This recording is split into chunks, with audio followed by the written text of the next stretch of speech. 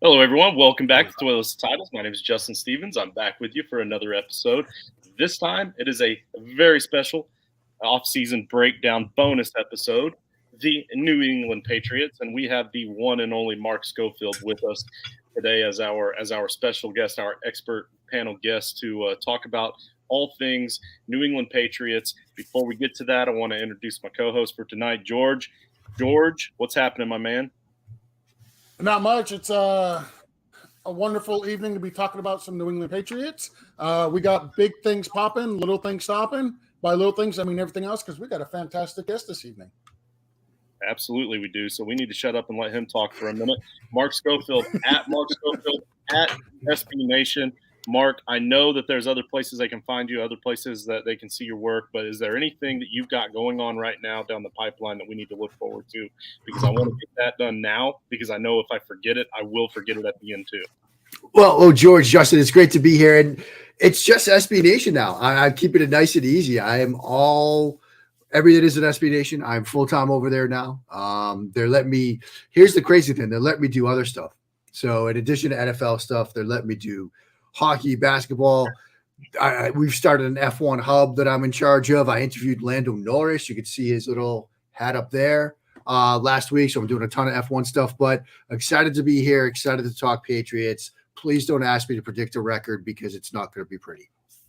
Oh, okay. Well, as a Colts fan, I can relate to that. So,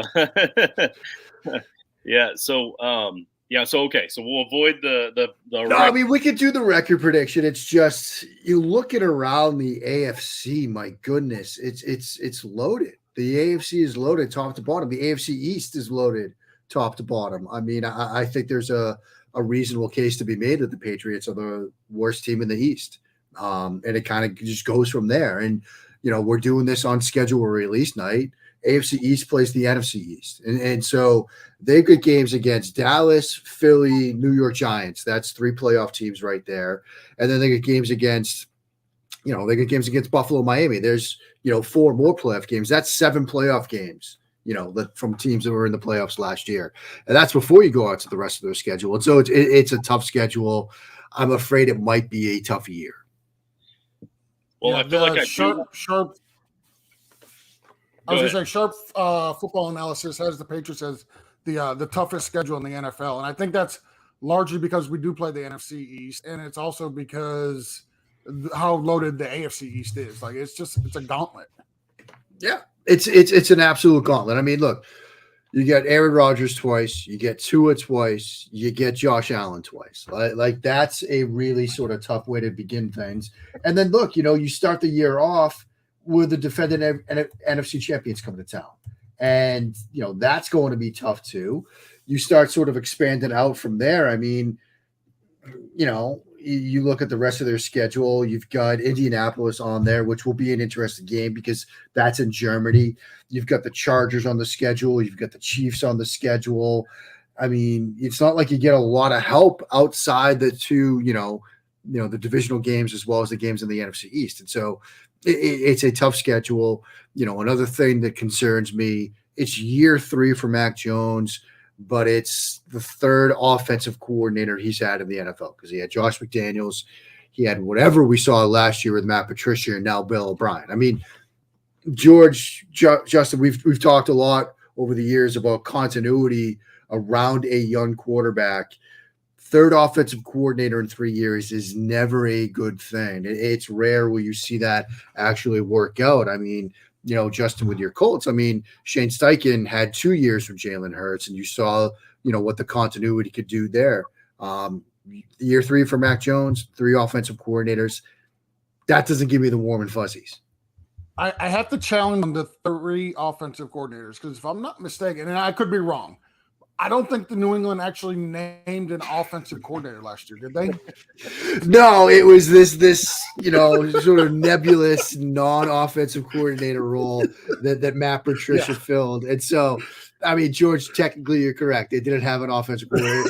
And I think, George, had they actually named Matt Patricia the offensive coordinator, you would still be correct because it's not like he did the job very well. I mean, there was a lack of discipline, a lack of, attention to detail.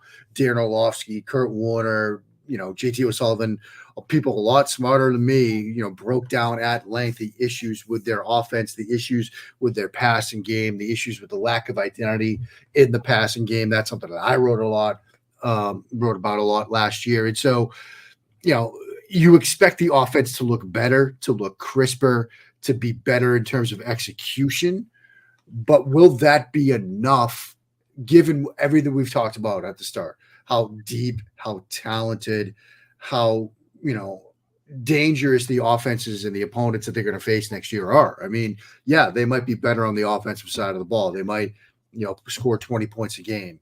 That might not be enough. Now, their defense, I think, is going to be good. But given what they're going to face in the AFC, I just don't know. Yeah, that's fair enough. So their defense. Look, I think one of us are on a sorry, delay. I'm on a time delay here, Justin. So I apologize. You go ahead. It's me. So speaking of their defense, if you notice, and I'm sure you did, looking at their draft, their first the first, second, and third round draft pick, they took all defensive players. Is it because they really wanted to bolster the defense, or is that, which is typically New England's always got a really good defense, or is that them reacting more so to what's going on within their division with a Josh Allen, now an Aaron Rodgers? Hopefully, my fingers are crossed. I'm saying my prayers at night that Tua plays 17 games. Like it is more so it's Bill Belichick and the Patriots doing what they typically do, which is build their defense first, or is that just a reaction to the division? I think it's a little bit of both, and I also think it's kind of an offset of how the draft unfolded, right? And they're sitting there at 14 in the first round, and they have an opportunity to trade down, as Bill Belichick often does. Even though Christian Gonzalez, who was my favorite corner in this draft, who I absolutely loved and I thought was a perfect fit for Bill Belichick, is staring them in the face. And so my coworkers at SB Nation were treated to me absolutely flipping out when the Patriots trade out, because I'm like, great, they're going to miss on the chance to draft Gonzalez. You knew Pittsburgh was coming up for a tackle, but Washington sitting there at 16, and everybody, I'm here in the DC area, everybody in the building had told me that we're drafting a corner. Like when you do your mock draft, put a corner in there. I thought Emmanuel Forbes was a good fit for them, but I thought if Gonzalez was staring Ron Rivera in the face, he was going to draft Christian Gonzalez. So I was sweating that, and I'm still glad that they got Gonzalez because I think he's a perfect fit. Then you look at White, the value in a player that was invited to the draft that people thought was going to go in the first round, coming to them in the second, I think makes sense. Marte, who they drafted in the third, that's a quintessential Belichick pick. The second that card was turned in, you see the tweet from Schefter, first non-combine invite taken, and you get him in the third round, but it just screams Bill Belichick. He's a guy that, I know you guys saw at the Senior Bowl, explosive kind of player, can work downhill, can make people hurt in the hole because he's, a downhill type of player. And I think he sort of screams Bill Belichick. And so I think it was partly value, partly finding some fits with players that they liked. I do think, George, to your question, it was also a reaction to the quarterbacks and the offenses they're going to face this year, both in the division and, over the course of their schedule. They want to bolster their defense. And so I think building their defense, getting a player like Gonzalez who fits what they traditionally want to do defensively, man coverage, pressure schemes, and things like that, makes a lot of sense. And I also think there's that zig when everybody else is zagging. People thought they'd draft offense, add a receiver, maybe add a tight end. We heard how deep this tight end group was. They decided, no, we're not going to draft a tight end. We're fine. We're good. We're not going to draft a receiver. We're good. We added Mike Gesicki. We added JuJu Smith-Schuster in free agency. We drafted Tyquan Thornton last year. We're good as far as skill players go on the offensive side of the ball. We're going to draft for defense. Will it work? We'll see. I love the sort of middle round picks with the interior offensive linemen, particularly Mafi from UCLA. I think he's a quintessential Belichick pick. Smart player. People I talked to at UCLA said never missed an assignment, processes information incredibly well on the field. And so I think it wouldn't surprise me if he carves out a role for this team next year. And so I think it was a solid draft. I think they've had a good offseason. But again, is good enough in the AFC? That I don't know. Well, one position that they did not have to address involves the man behind me here that won me a fantasy football championship last year. So on top of Stevenson, you guys also have Robinson. You have Strong, so you have some pieces. There's a pretty solid running back room in there. What does this offensive line look like to help out this running game? Because I feel strongly that with the given situation, they're going to need to be able to establish this run pretty often. Yeah, you're right, Justin. I think it's interesting. You look at, one of the reasons that I love draft time is because they can't sit behind a podium or at a conference table in a press conference and sort of just say things. They have to actually make decisions. They have to make selections. And you learn a lot about how a team feels about their roster, about different position groups, about what they think they're going to do schematically with the players that draft. And you look at the linemen that they've added, they're bigger, they're more physical, they're more, you sort of see them on film, you see them and evaluate them, and you think inside run game, gap, power, things like that, which messes extremely well with what Stevenson does. He's sort of that more traditional north-south type guy. And yeah, you've got Strong, you've got, even Ty Montgomery, you've got, Robinson, you've got guys that, maybe can give you some other elements of the playbook, but it seems like they're trying to set up an offense that is going to be built in the run game around Stevenson, around what he does in the running game, about what he does schematically, get a north-south, one cut and go, explosive type of guy working downhill. So I think you're going to see a lot of run game. I think you're going to see a lot of play action. I think you're probably going to see a decent amount of 12, or as Brandon Beane said, 11 and a half personnel. He was using it to describe Dalton Kincaid, the rookie out of Utah, but I think a similar argument could be made with Mike Gesicki, how he's more big slot receiver than true tight end. But I think you look at what Bill O'Brien did in his run with the Patriots before going to Penn State, when he had, Gronkowski and Hernandez in that 12 personnel package that they like to use. I think they're going to try to get to that. We thought that was what New England was going to do with Hunter Henry, Jonnu Smith. Didn't quite work out. But I think with Gesicki, they're going to try to get back to that more, get to that sort of 12 or 11 and a half personnel package with Stevenson in the backfield, get a defense to declare, hey, we'll play base, we'll play big, or we'll go sub, we'll go nickel, we'll go dime in response to this, because we don't want to get gashed in the passing game, and then they'll run out of that. Or if they stay big, they'll throw out of that. And so I think they want to get back to that. O'Brien wants to get back to that. It's certainly a way to help Mac Jones, because it'll put him in a position to, whether either throw against big or run against light. Whether that pans out obviously remains to be seen, but I think that's the vision for this team, and Stevenson's at the core of that vision. So you mentioned Mac Jones, and I know we touched on him a little bit earlier. He had a great rookie season. He was named to the Pro Bowl, and then last year it just seems like the wheels fell off, and there was actually people calling for Bailey Zappi to come in and replace him, and for Jones to be benched. Is this going to be a make it or break it season for Mac Jones? I think so, George. And here's another quick story about things that I love during the offseason. One of the things, and George, if you go to the Combine next year, I know you're hoping to get out there. It'll be great to be, able to do this in person. One of the things that I love about the media portion of the Combine is seeing what team beat reporters are in front of what positions, when it's media day, right? And, for example, the Buffalo Bills, everybody thought they're in on Osiris Torrance. I mocked Osiris Torrance to them at the end of the first round multiple times. They ended up drafting him in the second. And so it didn't surprise me when I see Matty Glab, one of their beat reporters, standing in front of Osiris Torrance's podium the day it's offensive lineman day at the Combine. Well, I was there to see the quarterbacks. Obviously, I do a lot of quarterback stuff. And I'm settling in front of Bryce Young's podium on Friday morning, and I look to the left, and there's my buddy Evan Lazar, Patriots beat reporter. And so I ask him, I say, Evan, is there something I need to know? And he's like, no. I just want to ask him a question about Bill O'Brien. But then CJ Stroud has his podium session, and all the Patriots beat reporters are there. And then Anthony Richardson has his podium session, and all the Patriots beat reporters are there. And so did I think that they were going to draft a quarterback? No. But when they met with Levis at the end of the top 30 visits, it sort of caught my eye. But it does make me believe that this is that sort of make or break it year. That, they're looking at Mac Jones year 3. It's traditionally the year where you see that year 3 leap. We saw it from Jalen Hurts. We saw it from Josh Allen. We've seen it from quarterbacks. Daniel Jones was more of a year 4 leap, although he took enough of a step forward that they didn't move on from him. This is a big year for Mac Jones. And do I think he's the starter going into the season? Absolutely. Do I think he'll get the best, as a complete opportunity to be the starter all 17 games? Absolutely.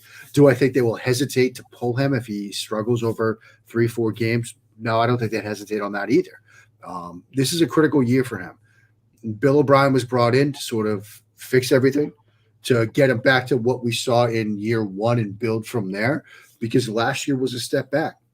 There was a lack of identity in the offense. There was a lack of consistency and execution, particularly in the passing game. There were moments, there were flashes. You look at the first 2.5 quarters against Baltimore before Mac Jones threw a couple of picks and then had the high ankle sprain, and you could see it starting to come together, and then he has the injury and it's sort of the wheels fall off. And so it's a critical year for him, and if it doesn't come together, whether it's Zappy, whether it's a draft pick next year, I think those options will be on the table. Well, a couple of things that they've done this offseason to kind of help out with Mac Jones is, like you said, they did bring in Mike Gesicki. You also kind of touched on them bringing in JuJu to kind of help give them a couple of different options there. But the receiving option that I'm most intrigued with is, have we seen much of an advancement in Tyquan Thornton and his progression this offseason? I mean, that's going to be a big part of this, Justin. There's a hope that he can give them the downfield presence that this team's been lacking for, a really long time right now. That they got some of that from, Parker, more of the back shoulder than a true, really stretch a defense. Patriots fans have been sort of clamoring for that for a long time. Now, look, they will tell you that we have a more horizontal passing game.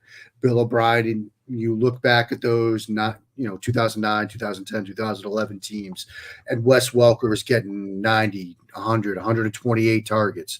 Wouldn't surprise me if JuJu Smith-Schuster is like the focus in the passing game, in terms of what he's doing out of the slot. It wouldn't surprise me if he's healthy and sees 120 targets, similar to sort of Welker numbers. But they do need that sort of vertical threat, that vertical element that's going to stress defenses, particularly if, you're seeing some, too high coverages, the ability to sort of split those safeties in the middle of the field. That's sort of where the league is going right now. And they want Thornton to be that player. He had the injury, but, early last year, but there was some excitement about him. There's also going to be, I hope, more Kendrick Bourne involved.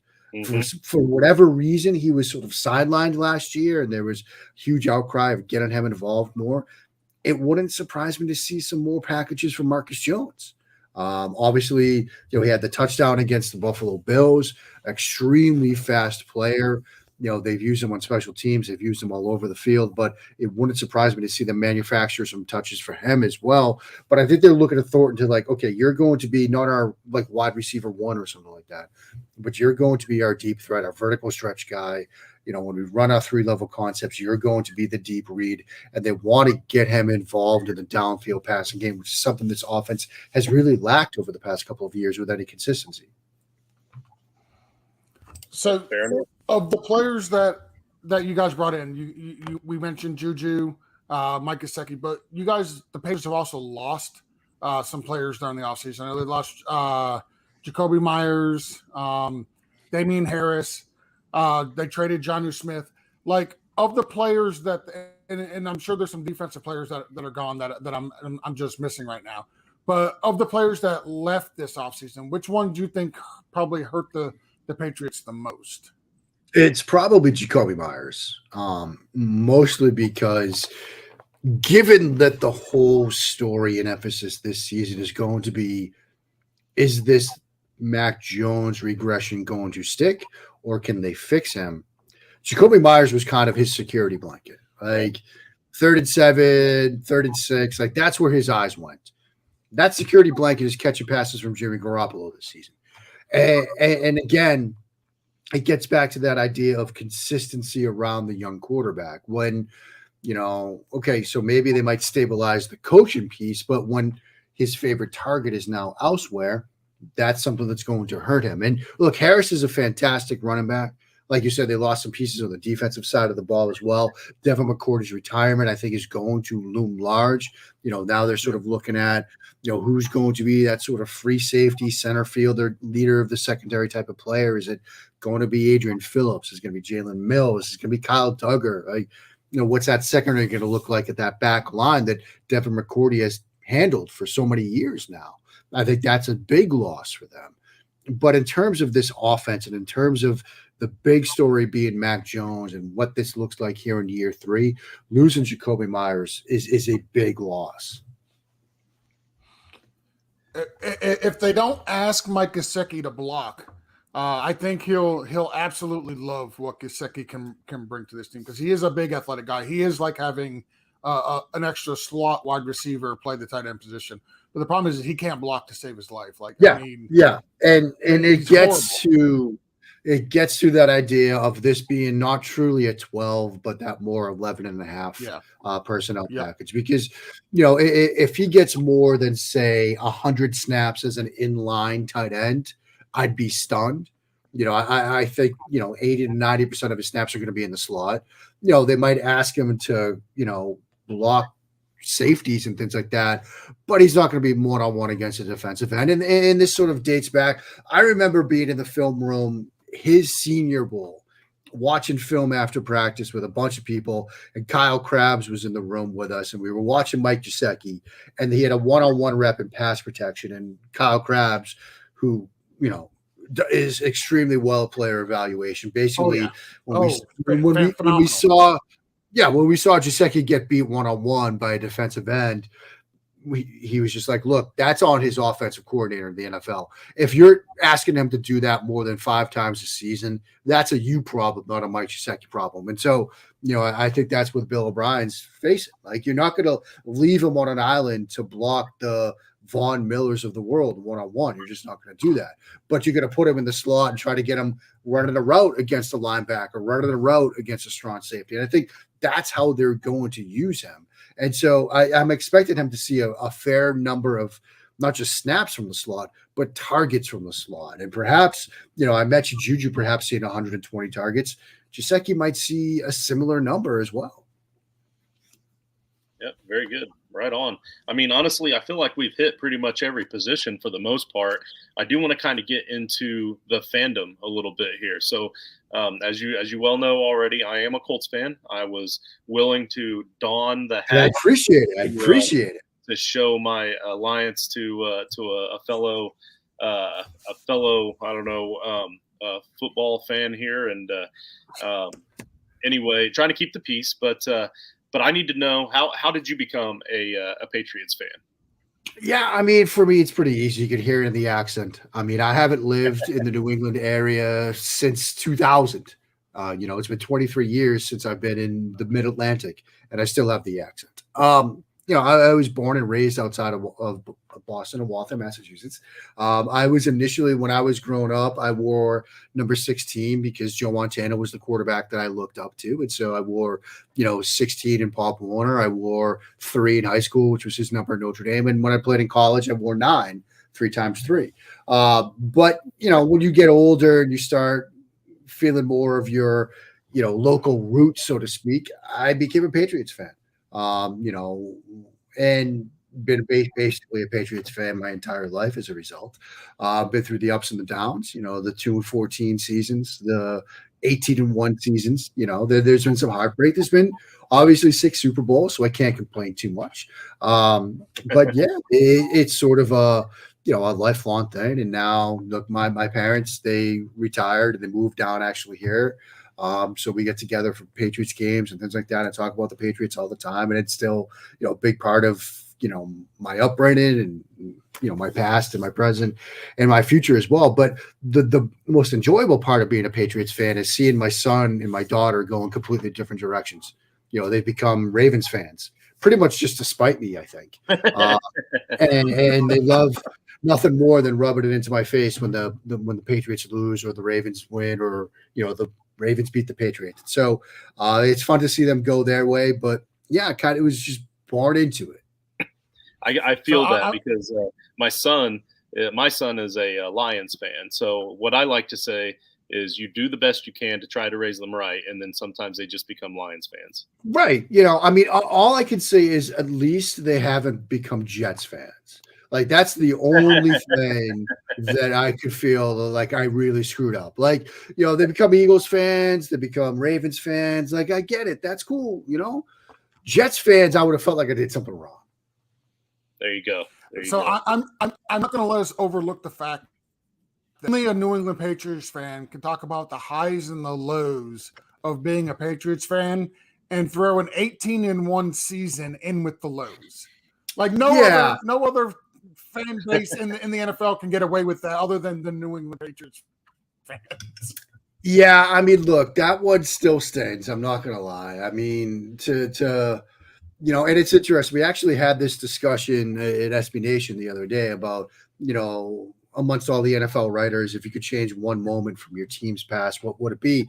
And actually, Bernd Buckhauser, who does Pat's Pulpit, he and I disagree because I said the helmet catch. And he actually said the Brady throw to Moss after that just fell incomplete, that, had they completed, it would have been like a 74-yard touchdown. He said he would have changed that because he would have loved to have won it that way. But either way, you're talking about a team that was 2 minutes away from going 19-0 to lose, to go 18-1, and to forever sort of be a punchline. I mean, all teams have their punchlines. The Falcons, every schedule release video had an 28-3 reference in it tonight. So Atlanta's got that one to live down. But yeah, 18-1's a bit of a tough pill to swallow after all these years. Right on. George, do you have any other questions for the man? I have my closer that I always go with, but I want to make sure. I do. I'm going to. Well, I was just going to say, Mark asked us not to do it, and being the little bit of a rebel that I am, I have to ask Mark, what is this? What's the record? What's the record at the end of the year? And we want not only a realistic expectation, but also what you would deem to be like a bad season. Like if this happens, it's going to be a bad season. Yeah, I mean, look, we sort of talked about how difficult the schedule is, right? And you look at the teams that they're going to play. Philly to open the season. You've got it at New York Jets, at Dallas Cowboys back-to-back in weeks 3 and 4, which is going to be tough.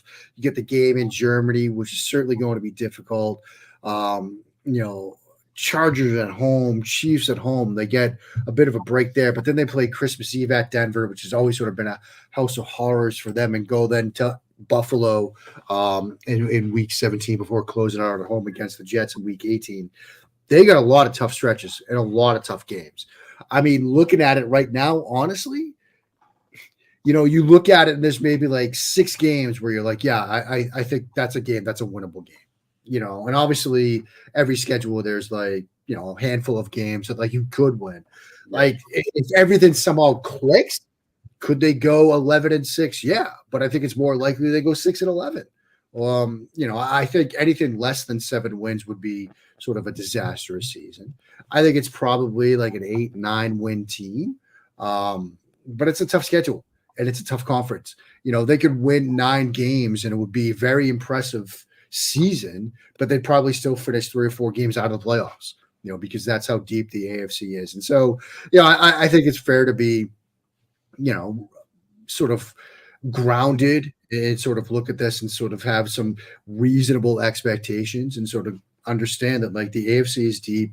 This is a tough schedule. Now, certainly things can change. We've seen teams have a Super Bowl hangover, and so maybe the Eagles aren't as good as we thought. Maybe the NFC East takes a step back, which would surprise me, but maybe that does happen. And so these 4 NFC East games suddenly aren't as tough. Maybe circumstances change with some other teams, and so things look a little bit different when we get to September, October, November. But right now, this looks like a tough schedule. I'll say if I'm going to go full homer, it's 10-7. If I'm going to go sort of the more reasonable, middle of the road prediction, 9-8, 8-9. Yeah. Very good. And you guys have Bill Belichick. So, I mean, like, Right. my disdain for the man is very well known. But at the end of the day, like, he is still one of, if not the greatest coach out there right now. And you never know what could happen when you have him, under the headset. So I can't wait for the whatever decade it is it's going to happen that he finally retires. But until then, like, you guys always have a shot, right? So yeah, I mean, we used to say, hey, we got 12, we got Bill, we got a shot. Now we still got Bill. So it gives us at least a shot at figuring some things out. I'm sure he'll have some stuff up his cut off sleeves for Aaron Rodgers twice and Tua twice and Josh Allen twice. He's always dialed some new things up for Mahomes. He's had some success here and there against Justin Herbert and some of the other quarterbacks that they're going to face. And so I'm sure they've built this defense, so I'm sure he's going to have some things that he can do with this defense he's going to be rolling out there. They might have some games where they're holding teams to 20 or 17 points. It's just, will the offense be good enough to hold up their end of the bargain? And that I don't know right now. Fair enough. Enough. So I got one more. I got one more question, Justin, that I just thought of while you guys were talking about Bill Belichick. Got it. Mark, what happens first? Bill Belichick retires, or Bill Belichick breaks Don Shula's record for most wins as a head coach? I think it's the record. 36 away. Yeah, he's like, I think it's the record, and it might take longer than he wants it to, but I think that's what he's holding on for. I think he really wants that record. So if he has to coach another 4 or 5 years to get there, I think he'll do it. If he has to do it 6 wins in a season at a time, I think he'll do it because I think he's really eyeing that. If it takes that long, do you think it's still with the Patriots? That's probably the tougher question, because look, that is a tough one. Let's just look. They put out the statement that they're engaging in a search for an offensive coordinator, which when they released that statement last January, a lot of people publicly, a lot of beat writers that I talked to privately said, like, yeah, that's your sign that Kraft is unhappy, he's frustrated, and he wants improvement. Because they had never done something that publicly before. And so, do I see a world in which Kraft just fires Belichick? No. I think they've won too much. There's such mutual respect between the two that I don't think would come to that. But I think it might be a situation where if we got, a couple of 5 and 6 win seasons over the next couple of years, it might be, let's sort of have a mutual part of the ways here because, maybe they need a new voice in the locker room. I can go elsewhere. We can part ways amicably. I think it would be more like that. It would look more like that. I don't think it'd be a firing. But, if they do struggle, look, Kraft wants wins. All owners want to win. And so I think if this team struggles, you might see something like that happen. Again, down the road, I wouldn't think it would happen like at the end of this year. But 2 years from now, 3 years from now, yeah, maybe. Fair enough. All right, guys. Well, I think that's it for us. I'm going to go ahead and close this thing out, but real quick, you can look down there at the bottom of the screen for @GeorgeReedFF. I really want to thank you again, Mark Schofield, @MarkSchofield, and @SB Nation. You've been absolutely incredible. We really appreciate your time tonight. Well, thank you guys so much. Always a blast. Look forward to chopping it up again soon. Outstanding. Patreon.com/Toilets2Titles and Toilets2Titles @gmail.com and toilets2titles.com.